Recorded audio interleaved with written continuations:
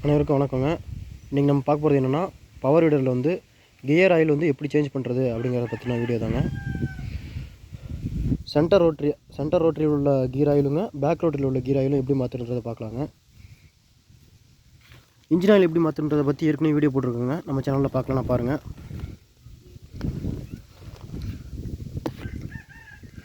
இதோ சென்டர் ரோட்டரியில் வந்துங்க, இந்த சேஸுக்கு கீழே வந்து பார்த்திங்கன்னா இந்த போல்ட்டு, இந்த சைஸ் வந்து போல்ட் இருக்குங்க, இந்த சென்டரில் கீழே இருக்குங்க.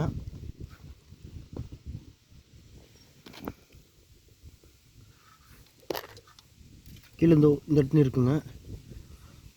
இந்த சைஸ் போல்ட்டை வந்து கழட்டிட்டிங்கன்னா கீழே வந்து வேஸ்ட் ஆயிலெலாம் வந்துடுங்க.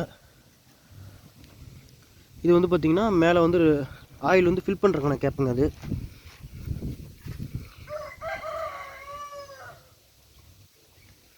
இந்த ஆயில் ஃபில் பண்ணுறதுக்கான கேப்புங்க. இதில் பார்த்திங்கன்னா எவ்வளோ தூரம் வந்து ஃபில் பண்ணணும் அப்படின்னா 2.5 லிட்டருங்க. சென்டர் ரோட்டரிக்கு வந்து 2.5 லிட்டர் வந்து கம்பெனியில் சொல்லியிருக்காங்க. அப்படி இல்லைன்னா அளவு தெரியலன்னா இந்த புள்ளிமா இருக்குது பாருங்கள்,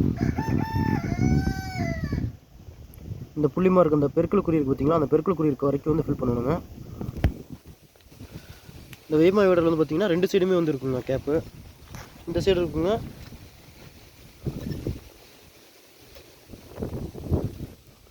சாரிங்க 2 சைடு கிடையாதுங்க, ஒரு சைடு தாங்க இருக்குது.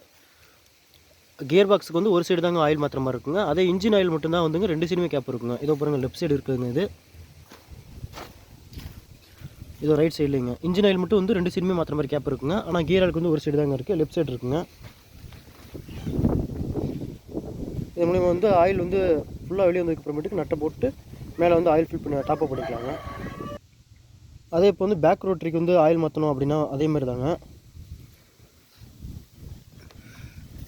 இதில் வந்து பார்த்திங்கன்னா பேக் சைடில் இந்த பேக் ரோட்டரி வந்து ரோட்டரிக்கு பின் சைடில் வந்து இந்த டெப்த் ராடு மாதிரி இருக்குங்க. அந்த ராடுக்கு பக்கத்துலேயே பாருங்கள் ஒரு சின்ன போல்ட் இருக்குது பார்த்திங்களா.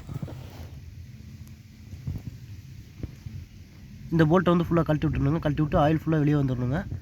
வெளியே வந்ததுக்கு மட்டும் நட்டை டைட் பண்ணிவிட்டு இதாங்க ஆயில் வந்து ஃபில் பண்ணுற கேப்புங்க. இந்த கேப்பில் வந்து 1.25 லிட்டர் வந்து ஆயில் வந்து பேக் ரோட்டரி கியர் ஆயில் வந்து மாற்றணுங்க. இது கம்பெனியில் சொன்ன ஆயில் வந்து பார்த்திங்கன்னா 90 கிரேட் வந்து ஆயில் ஊற்ற சொல்லியிருக்காங்க.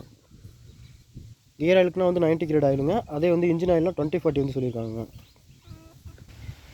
அதேமாதிரி வந்து சென்டர் ரோட்டரி பேக் ரோட்டரி ரெண்டுலேயுமே பார்த்திங்கன்னா நம்மளுக்கு வந்து ஆயில் சீல் வந்து போயிடுச்சுங்க. ஆயில் லீக் ஆகிட்டே இருக்கும்.